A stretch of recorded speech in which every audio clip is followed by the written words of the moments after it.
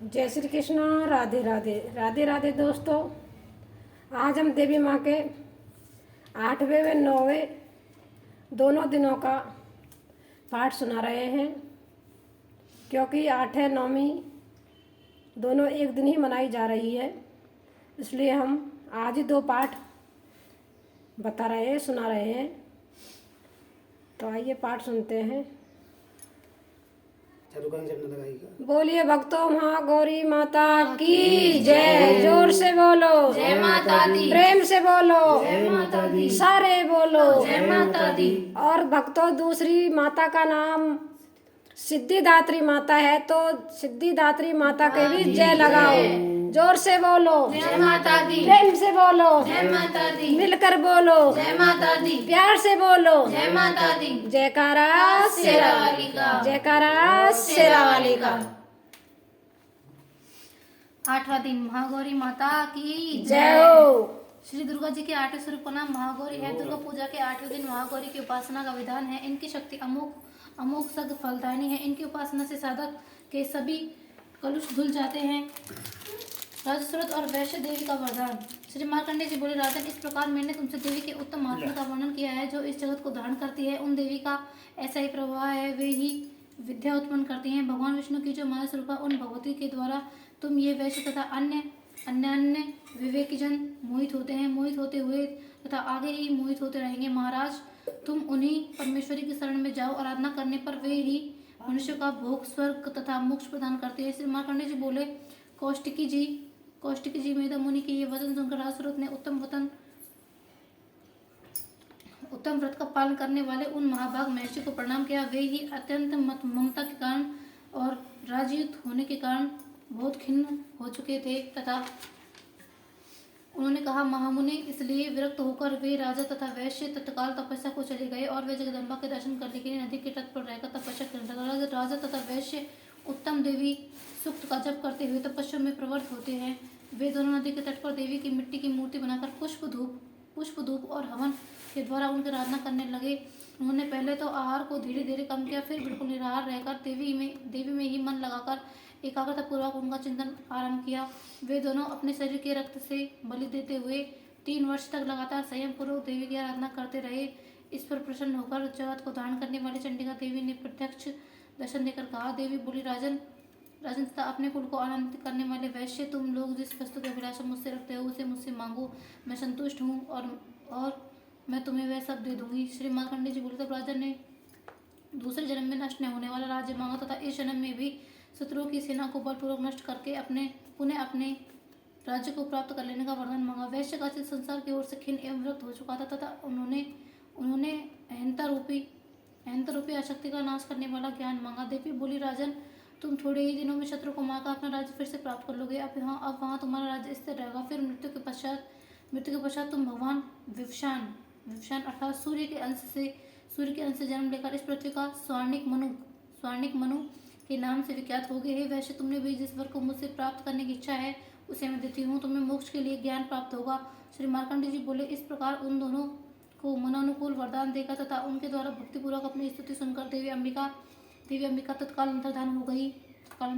इस देवी से वरदान पाकर क्षत्रियों में श्रेष्ठ सूर्य से जन्म लेकर स्वर्णी मनु होंगे। देवी बोली, भगवती, मैं सच्चिदानंदमयी सर्वात्मा देवी रुद्र, वसु, आदित्य तथा विश्व देवगुणों के रूप में विचरती हूँ। मैं ही मित्र और वरुण दोनों को, इंद्र और अग्नि तथा अश्विनी कुमारों को धारण करती हूँ। मैं ही शत्रु के नाशक आकाशरी देवता सोम को, त्वष्टा प्रजापति को तथा पूषा और भग को भी धारण करती हूँ, जो भविष्य से संपन्न होकर देवताओं को उत्तम भविष्य की प्राप्ति कराता है तथा उन्हें सोमरस के द्वारा तृप्त करता है। उस यजमान के लिए मैं ही उत्तम यज्ञ का फल प्रदान करती हूँ। मैं संपूर्ण जगत की अधीश्वरी हूँ। अपने उपासकों को धन की प्राप्ति कराने वाले साक्षात्कार करने योग्य परम ब्रह्मा को अपने से अभिन्न रूप में जानने वाले तथा पूजनीय देवताओं में प्रधान हूँ। मैं प्रपंच रूप से अनेक भावों में स्थित हूँ। संपूर्ण भूतों में मेरा प्रवेश है। उनके स्थानों में रहने वाले देवता जहाँ कहीं जो कुछ भी करते हैं वह सब मेरे लिए अत्यंत मेरे लिए करते हैं। जो अन्न खाता है वह मेरी शक्ति से ही खाता है, क्योंकि मैं ही भोक्ता शक्ति हूँ। इसी प्रकार जो देखता है, जो सांस लेता है तथा जो कही हुई बात को सुनता है वह सब मेरी सहायता से उत्तम सब कर्म करने में समर्थ होता है। जो मुझे इस रूप में नहीं जानते, वे न जानने के कारण ही दीन दशा को प्राप्त होते हैं। हे बहुश्रुत, मैं तुम्हें श्रद्धा से प्राप्त होने वाला ब्रह्म तत्व का उपदेश करती हूँ। सुनो, मैं स्वयं ही देवता और मनुष्य द्वारा सेवित इस दुर्लभ तत्व का वर्णन करती हूँ। मैं जिस मनुष्य की रक्षा करती हूँ उसको सबकी अपेक्षा अधिक शक्तिशाली बना देती हूँ। उसी सृष्टिकर्ता ब्रह्मा परोक्ष ज्ञान संपन्न ऋषि तथा उत्तम मेधा शक्ति से युक्त बनाती हूँ। मैं ही ब्रह्मदेशी हूँ। मैं ब्रह्मदेशी हिंसक असुरों का वध करने के लिए रुद्र के धनुष को चढ़ाती हूँ। मैं ही शरणागतों की रक्षा करने के लिए शत्रुओं से युद्ध करती हूँ तथा अंतर्यामी रूप से पृथ्वी और आकाश में व्याप्त रहती हूँ। मैं ही इस जगत के लिए पिता रूपी आकाश को सर्वाधिष्ठान स्वरूप परमात्मा के रूप में उत्पन्न करती हूँ। समुद्र में तथा जल में मेरे कारण की स्थिति है। अतएव मैं समस्त भुवन में व्याप्त रहती हूँ तथा उस स्वर्गलोक को भी अपने शरीर से स्पर्श करती हूँ। मैं कारण रूप से जब समस्त विश्व की रचना आरंभ करती हूँ तब दूसरों की प्रेरणा बिना स्वयं ही वायु की भांति चली जाती हूँ तथा स्वेच्छा से ही कर्म में प्रवृत्त होती हूँ। मैं पृथ्वी और आकाश दोनों से परे हूँ। अपनी महिमा से ही मैं ऐसी हुई हूँ।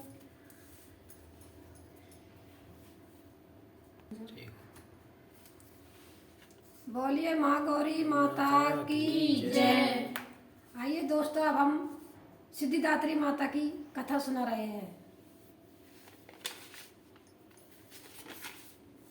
सिद्धिदात्री माता की तो बस ये आए ना नवा दिन। सिद्धिदात्री माता की जय। श्री दुर्गा जी की नवी शक्ति को सिद्धिदात्री कहते हैं। जैसा नाम से प्रकट है, ये सब प्रकार की सिद्धियों को प्रदान करने वाले हैं। नव दुर्गाओं में माँ सिद्धिदात्री अंतिम है। इनकी उपासना के बाद भक्तों की सभी मनोकामनाएं पूर्ण हो जाती है। देवी के लिए बनाए नैवेद्य की थाली में भोग का सामान रखकर निम्न रूप से प्रार्थना करनी चाहिए। भोगो हे भोगो मैया, भोगो हे भोगो, तेरी मेरी अबला माए, मेरा मन यूं ही पति पायो। बथुए की भाजी देवा अतक बनाई, खीर खांड देवा और मिठाई, संत प्यारों का दाना, भोले भालों का दाना, निपट गरीबों का दाना, माता ले घर आई, ले तेरा मन यूं ही पति पायो।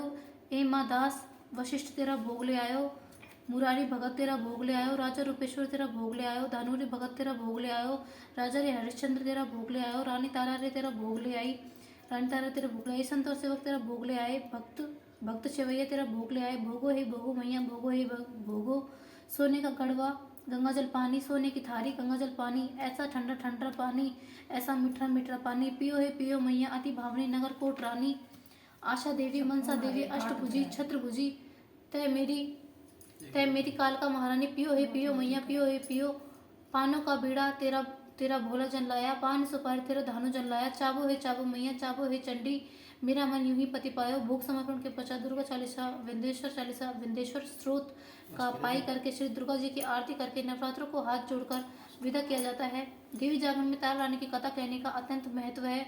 ऐसा माना जाता है कि देवी जागरण के पश्चात यदि तारा रानी की कथा नहीं कही जाए तो वह जागरण सफल नहीं होता। जो साधक पाठ समाप्त कर तारा रानी की कथा कहना चाहें उनके लिए तारा रानी की कथा को भी। तो आइए दोस्त, हम नवरात्रान के बाद तारा रानी की कथा का बहुत महत्व है। तो दोस्तों, हम तारा रानी की कथा भी सुना रहे हैं, तो आप तारा रानी की कथा भी सुनो। तारा रानी की कथा। माता के जगराते में महारानी तारा देवी की कथा कहने सुनने की परंपरा प्राचीन काल से चली आई। बिना इस कथा के जागरण को संपूर्ण नहीं माना जाता। माता के प्रत्येक जागरण में इसको सम्मिलित करने का परंपरागत विधान है। इस कलयुग में इस शक्ति की पूजा से ही भक्तों के मन की सभी मनोकामनाएं पूर्ण होती है, मन को शांति मिलती है। तथा यह कथा इस प्रकार है।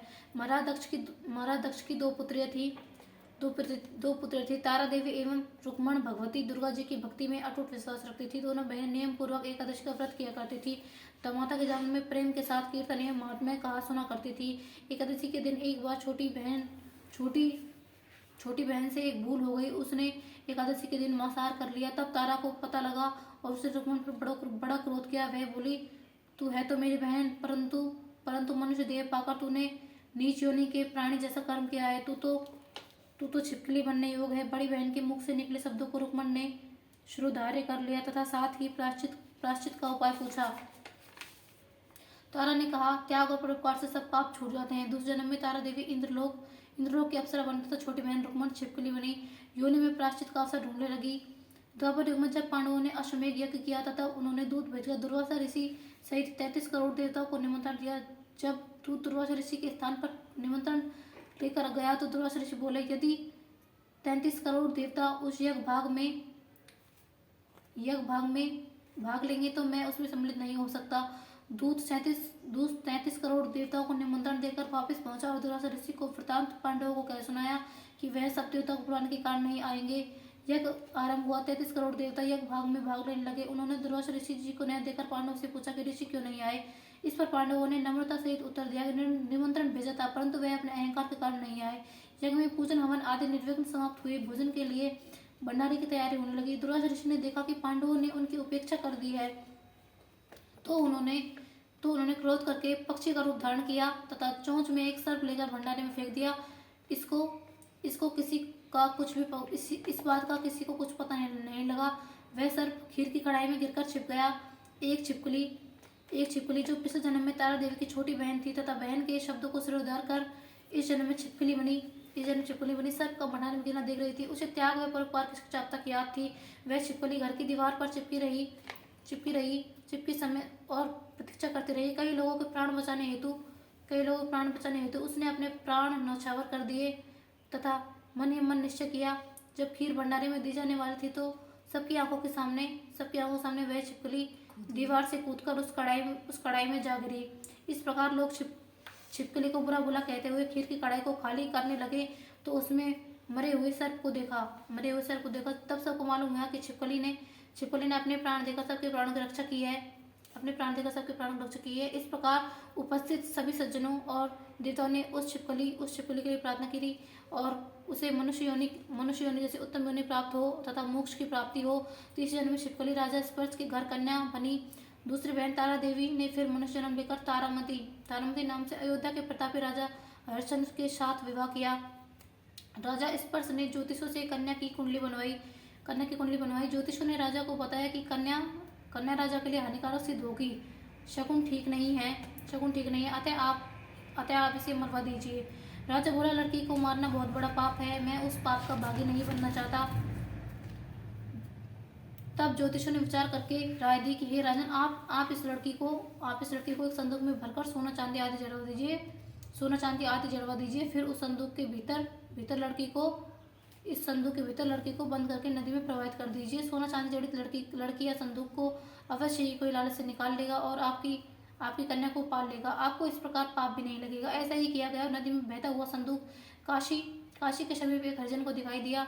वह संदूक को नदी से बाहर निकाल लाया। तब खोला तो उसमें सोने चांदी आदि का अतिरिक्त एक रूपवान कन्या थी।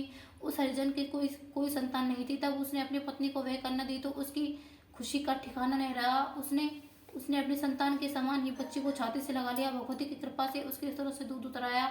पति पत्नी ने प्रेम से उस कन्या का नाम रुक्को रख दिया। जब वह कन्या विवाह योग्य हुई तो हरिजन ने उसका विवाह अयोध्या के सजातीय युवक के साथ बड़ी धूमधाम के साथ किया।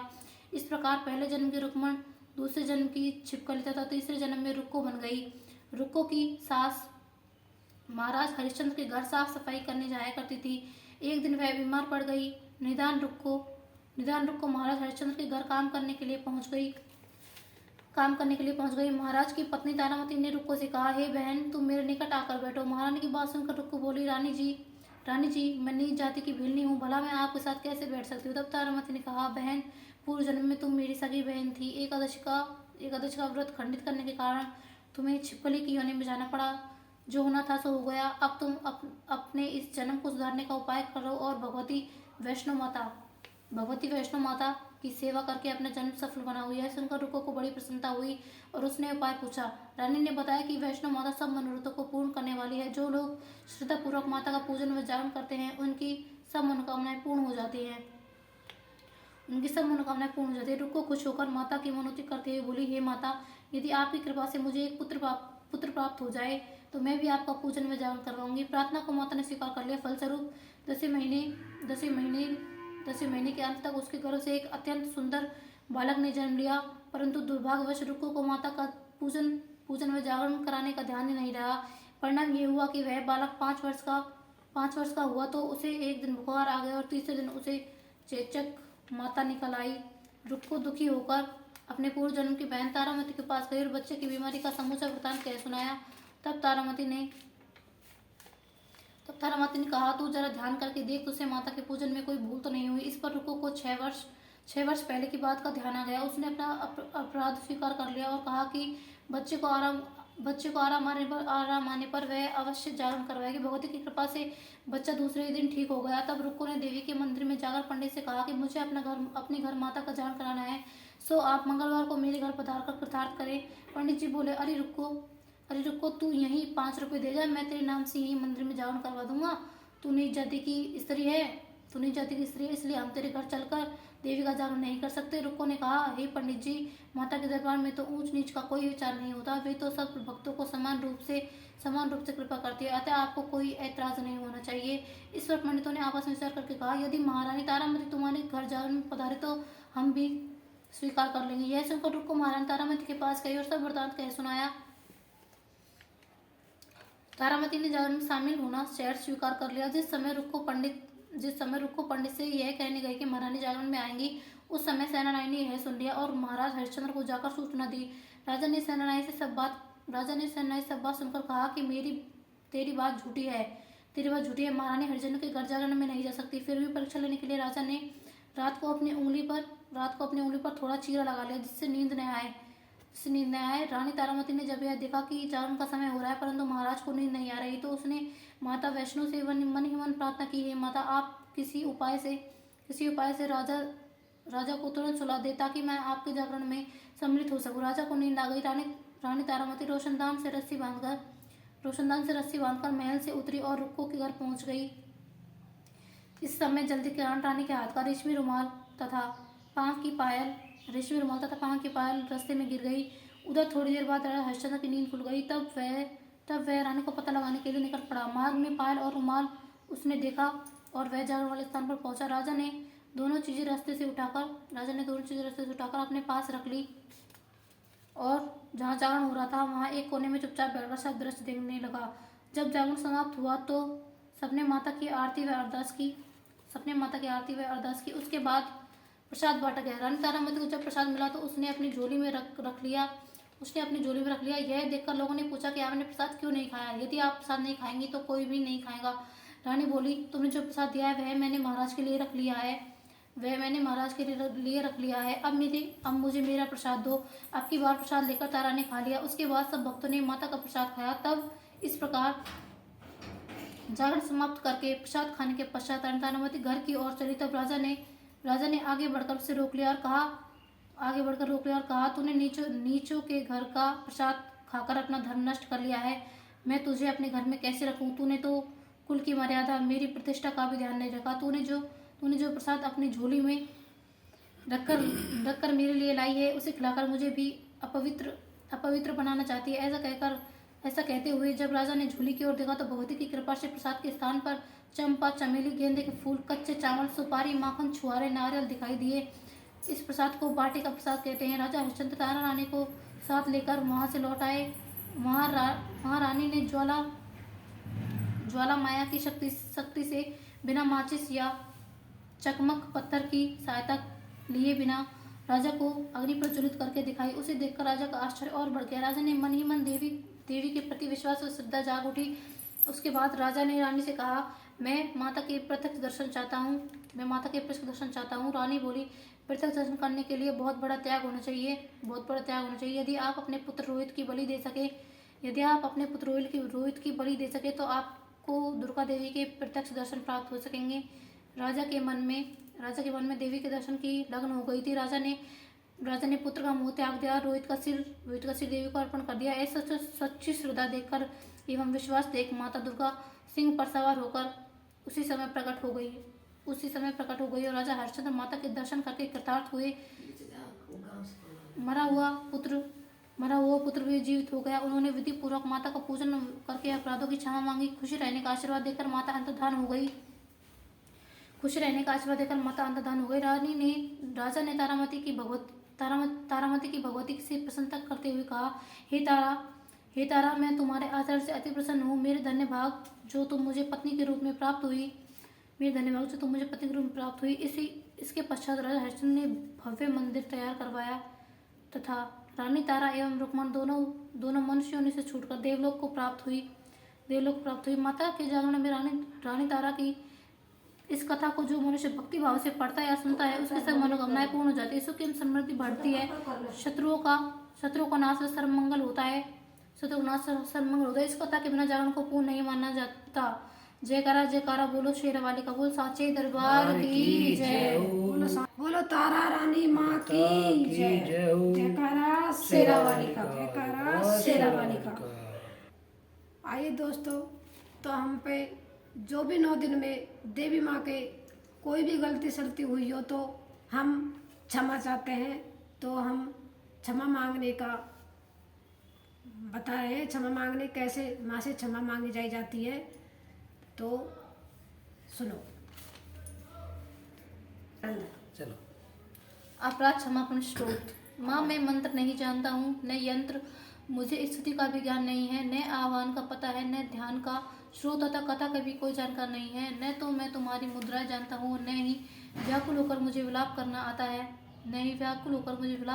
मैं केवल तुम्हारा अनुसरण करके तुम्हारे पीछे चलना जानता हूँ। जो सब कलेशों को और समस्त दुख विपत्तियों को दूर करने वाला है, उसका उद्धार करने वाली कल्याणमयी माता, मैं तुम्हारी पूजा विधि को भी नहीं जानता। मेरे पास धन का भी अभाव है। मैं स्वभाव से भी आलसी हूँ तथा मुझे पूजा का भी यथाविधि संपादन हो भी नहीं सका है।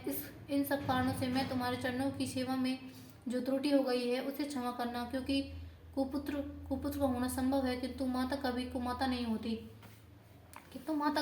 नहीं होती। माँ, इस पृथ्वी पर तुम्हारे सीधे साधे पुत्र तो बहुत से हैं, किंतु उनमें से जो सबसे अत्यंत चपल बालक हूँ, मेरे जैसे चंचल कोई विरला ही होगा। शिवे, मेरा जो त्याग हुआ है वह तुम्हारे लिए कदापि उचित नहीं है, क्योंकि संसार में कुपुत्र का होना संभव है, किंतु माता कभी कुमाता नहीं होती। हे जगदम्बे, हे माते, मैंने तुम्हारे चरणों की सेवा कभी नहीं की, तुम्हें अधिक धन भी समर्पित नहीं किया, तथापि मुझ जैसे अधम पर जो तुम अपना अपार स्नेह प्रकट करती हो, इसका कारण यही है कि संसार में कुपुत्र पैदा हो सकते हैं, परंतु माता कभी कुमाता नहीं होती। गणेश जी को जन्म देने वाली माता पार्वती, मुझे नाना प्रकार की सेवाओं में व्यस्त रहना पड़ता है, इसलिए 85 वर्ष से अधिक अवस्था बीत जाने पर मैंने देवताओं को छोड़ दिया है। अब उनकी सेवा तथा पूजन मुझसे नहीं हो पाया, अतएव उनसे कुछ भी सहायता मिलने की आशा नहीं है। इस समय यदि तुम्हारी कृपा नहीं होगी तो मैं अवलंब रहित होकर और किसकी शरण में जाऊंगा। हे माता अर्पणा, तुम्हारे मंत्र का एक अक्षर भी कान में पड़ जाए तो उसका फल यह होता है कि तुम मूर्ख चांडाल भी मधुपाक के समान मधुर वाणी का उच्चारण करने वाला उत्तम वक्ता होता है। दीन मनुष्य भी करोड़ों स्वर्ण मुद्राओं से संपन्न हो चिरकाल तक निर्भय हो जाता है। तब मंत्र के एक अक्षर के श्रवण का ऐसा फल है, तो जो लोग विधि पूर्वक जप करने में लगे रहते हैं उनके जब से प्राप्त होने वाला उत्तम फल कैसा होगा, इसको कौन मनुष्य जान सकता है। हे भवानी, जो अपने अंगों में चिता की राख भभूत लपेटे रहते हैं, उनका विष ही भोजन है। जो दिगंबर है, मस्तक पर जटा और कंठ में नागराज वसुकी को हार के रूप में धारण करते हैं, तथा जिनके हाथ में कपाल शोभा पाता है, ऐसे भूतनाथ पशुपति भी जो एकमात्र जगदीश की पदवी धारण करते हैं, इसका क्या कारण है? यह महत्व उन्हें कैसे मिला? यह केवल तुम्हारे पाणी ग्रहण की परिपाटी का फल है। तुम्हारे साथ विवाह करने से ही उनका महत्व बढ़ गया है। मुख पर चंद्रमा की शोभा धारण करने वाली माँ, मुझे मोक्ष की इच्छा नहीं है। संसार के वैभव की अभिलाषा नहीं है, न ही विज्ञान की अपेक्षा है, न सुख की आकांक्षा। अतः तुमसे मेरी यही प्रार्थना है कि मेरा जन्म मृडानी, रुद्राणी, शिव, भवानी इन नामों को जप करते हुए बीते। माँ श्यामा, नाना प्रकार की पूजन सामग्री से भी विधिपूर्वक तुम्हारी आराधना मुझसे न हो सकी। यदा कठोर भाव का चिंतन करने वाले मेरी वाणी ने कौन सा अपराध नहीं किया, फिर भी तुम स्वयं ही प्रयत्न करके मुझ अनाथ पर जो किंचित कृपा दृष्टि रखती हो। माँ, तुम्हारे ही अनुसार है। तुम्हारी जैसी दया में माता ही मेरे जैसे कुपुत्र को आशीर्वाद देती है। माता दुर्गे, करुणा सिंधु महेश्वरी, मैं विपत्तियों में फंसकर आज तुम्हारा स्मरण करता हूँ।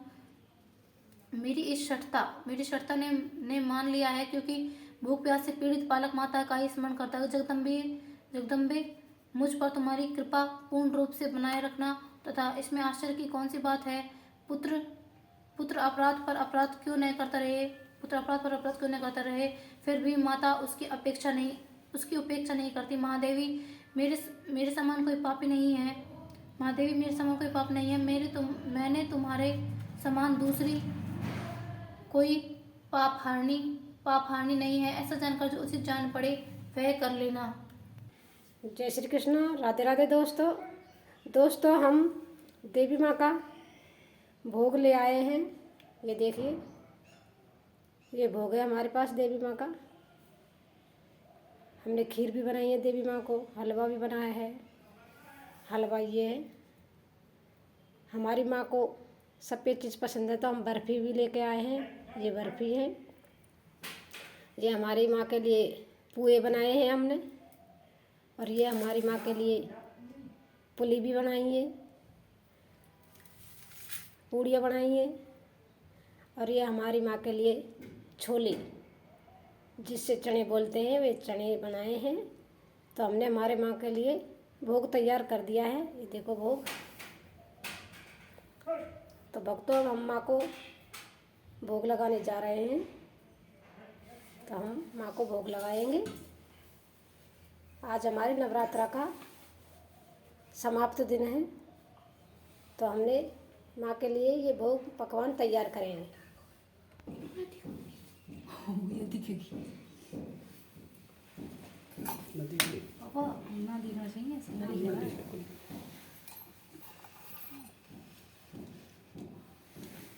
दोस्तों, अब हम माता रानी को भोग लगा रहे हैं। तो पहले तो हमने एक पतासा लिया, उसमें 2 लौंग, फूल वाली लौंग ली और घी में करके माता रानी को अर्पण किया। उसके बाद हमने माता रानी को बर्फ़ी का भोग लगाया। माता रानी को बर्फ़ी का भोग लगाया, और उनके बाद हमने माता को जो भी भोग तैयार किया है, तो भक्तों, हम माता को भोग लगा रहे हैं।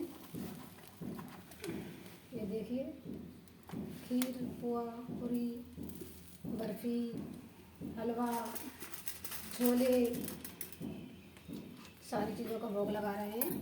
और ये मैया के सूखे मेवे भी ये रख दिए माँ को।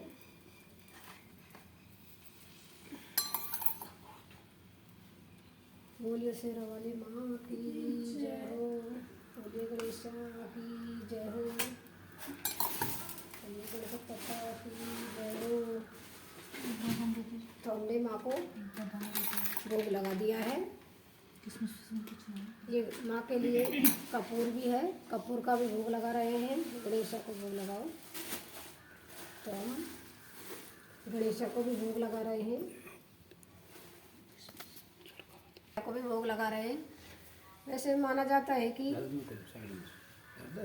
अंगारी पे ही सबको भोग अर्पण हो जाता है, पर हम गणेशा को माँ पर भी भोग अर्पण कर रहे हैं। तो हमने भोग अर्पण कर दिया है। जो भी सामग्री है सारी की भोग लगा दो। तो मैं भी भोग लगा देती हूँ। ये बर्फ़ी का भोग लगा दिया मैंने। भक्तों, ये खीर और पुए का माता रानी को भोग लगा दिया है।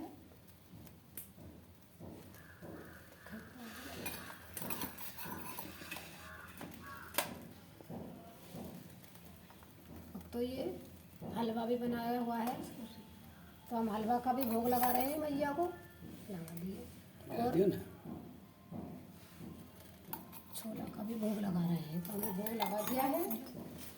लगा दिया मैंने, खीर का लगा दिया, कोई बात नहीं। हमने माता रानी को जो भी हमने भोग तैयार किया है, हमने सारे सामग्री का माता को भोग लगा दिया है। तो बोलो शेरा वाली मैया की जय। जोर से बोलो जय माता दी। प्रेम से बोलो जय माता दी। सारे बोलो जय माता दी। जयकारा शेरा वाली का। तो भक्तों, हमने माता रानी को भोग लगा दिया है, तो हम अब माता रानी को अचमन करा रहे हैं। तो दोस्तों, आज हमारी माता का आखिरी दिन है, तो हम माता को भोग लगा चुके हैं। ये देखिए,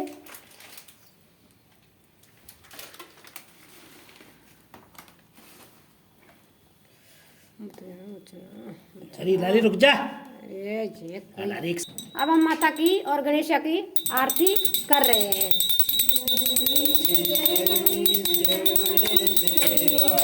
माता जाकी पार्वती पिता महादेवा, जय गणेश जय गणेश जय गणेश देवा। माता जाकी पार्वती पिता महादेवा, एक दंत दयावंत चार भुजधारी, हस्ते सिंदूर सोए मूसे की सवारी।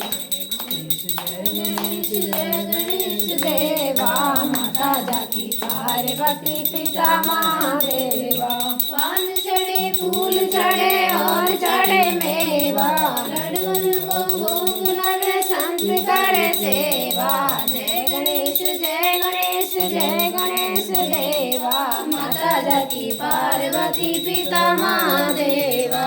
अंधे को आँख दे कोडिन को काया, बांधन को पुत्र दे निर्धन को माया। जय गणेश जय गणेश जय गणेश देवा माता जाकी पार्वती पिता महादेवा। हार चढ़े फूल चढ़े और चढ़े मेवा, सूर श्याम शरण आए सफल की जो सेवा।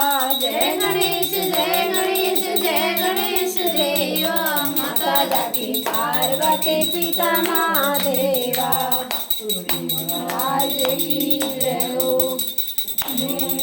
जय गौरी मैया जय श्यामा गौरी, तुमको निज दिन दावत हरि जय माँ श्री। ओम जय अम्बे गौरी, मांग सिंदूर विराजत टीको मृग मद को। मैया टीको मृग मद को, जल से गौने ना चंद्र बदन दीपो। ओम जय अम्बे गौरी, कनक समान करे वर रातांबर राजे। मैया रातांबर राजे, रक्त पुष्प जल मारा रंतन नार सजे। ओम जय अम्बे गौरी, राजत खड़ग का परदारी। मैया खड़ग का परदारी, सुर नर मुनि जन सेवक सिंते हारी। ओम जय अम्बे गौरी, कुंडल शोभित नाचाग्रे मोती। मैया नाचाग्रे मोती, कोटित चंद्र दिवाकर चमरारत ज्योति। ओम जय अम्बे गौरी, तुम डुम्र विराजे। महिषासुर गाती मैया महिषासुर गाती, धूम्र विलोचन है राम शिविर मदभाती। ओम जय अम्बे गौरी, चंड मुंड सहारे। शोणित बीज रहे मैया शोणित बीज रहे, मधु जय नव सुमार सुर में ईश रहे। ओम जय अम्बे गौरी, ब्रह्माणी उमानी तुम्हें गण रानी।